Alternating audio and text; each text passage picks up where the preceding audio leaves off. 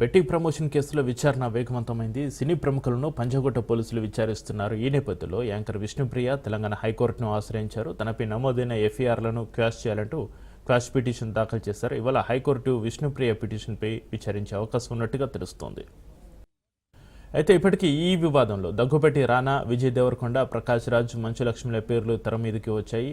వారితో పాటుగా పలువురు నటులు, సోషల్ మీడియా ఇన్ఫ్లుయెన్సర్లకు పోలీసులు నోటీసులు జారీ చేశారు. దీనిలో భాగంగానే యాంకర్ విష్ణుప్రియతో పాటు పలువురు సెలబ్రిటీల మీద పంజగుట్ట పోలీస్ స్టేషన్లో కేసు నమోదైంది. విష్ణుప్రియ ఆమె సోషల్ మీడియా ఖాతాలో బెట్టింగ్ యాప్లను ప్రమోట్ చేసే విధంగా విపరీతంగా పోస్టింగ్లు పెట్టినట్లుగా పోలీసులు గుర్తించారు. ఈ క్రమంలో 4 రోజుల క్రితం పోలీసులు ఆమెను విచారించారు. విష్ణుప్రియ మొబైల్ కూడా సీజ్ చేశారు పోలీసులు.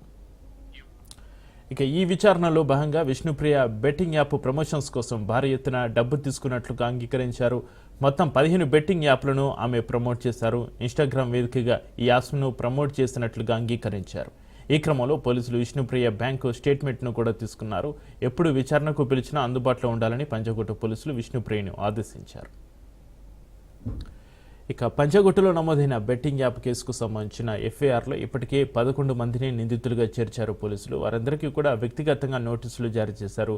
రోజువారీ విచారణలో భాగంగా ముగ్గురు చొప్పున విచారణకు రావాలని ఆదేశించినప్పటికీ కేవలం 2 మాత్రమే విచారణకు హాజరయ్యారు.